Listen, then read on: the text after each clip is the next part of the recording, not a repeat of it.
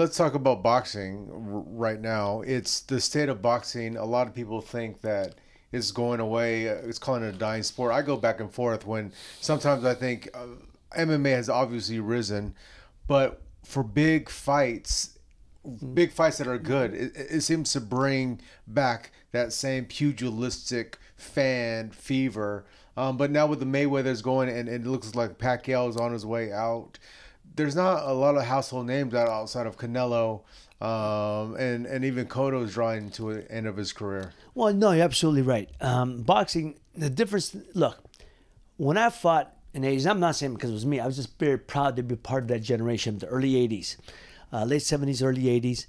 And most people recognize, most experts will tell you that was the best time for fighting in the last 50 years.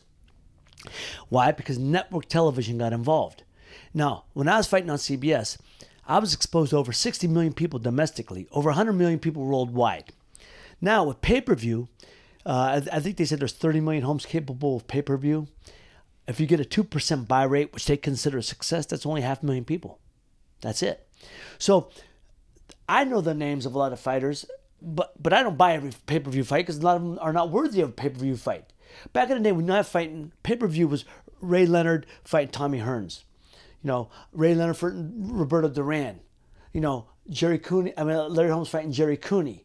Ollie Frazier. Those were pay-per-view fights back then. Now they got every guy. You know, that's when both guys were part of that deal. Both guys had to be able to attract enough attention.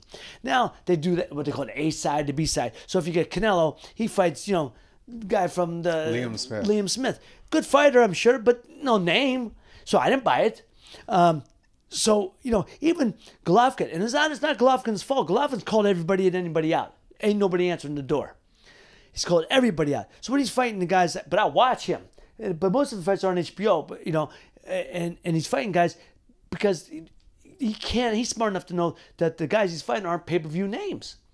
So now that he's called out Canelo, and Canelo says, oh, I'm Mexican, we're going to fight, I'm blah, blah, blah, blah, blah, after he beat Liam Smith. Great.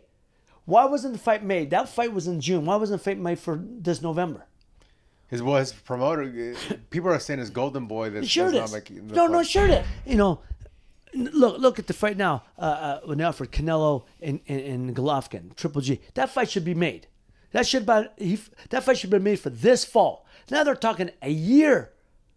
That was in June. They were talking, then they started saying, well, in November of 2017. What happened to November 2016? That fight could have been made. They said it needs more time for promotion. No, it don't. Leonard and Duran 1 was in June. The rematch was in November. It takes 3 months. They don't take 3 years. It don't take a year. 3 months. I know that promotion game. If you want the fight bad enough, then make the fight. The tickets go on sale. Boom. People are buying it. You don't need a year and a half to promote the fight.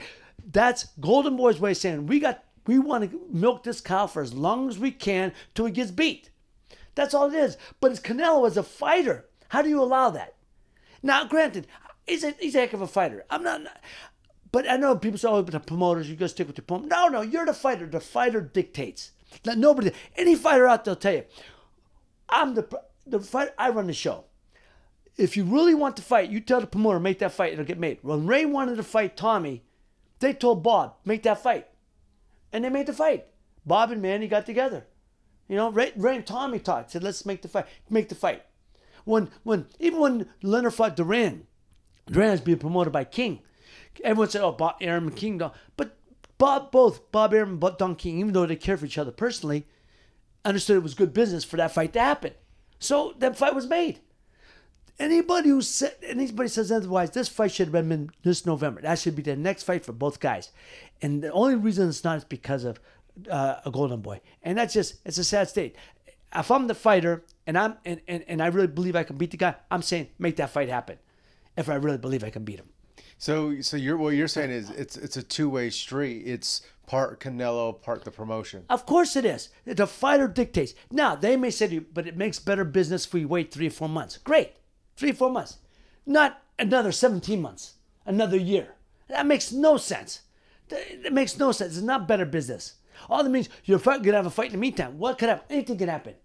Anything can happen. Why would you wait? Why would you chance it? The biggest fight right now is you two. Everybody wants to see it. And the other guys called you out every which way. How are you gonna say, how are you gonna be as?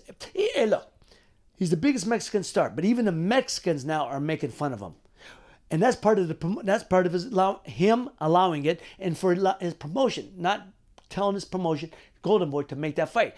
Now you're being made fun of by your own people, who you're their hero. But because now they're saying that you're sidestepping it. They know that you don't want to fight the guy, or you're coming off. The assumption is you don't want to fight him. Why would you allow that assumption to be out there? Make it happen.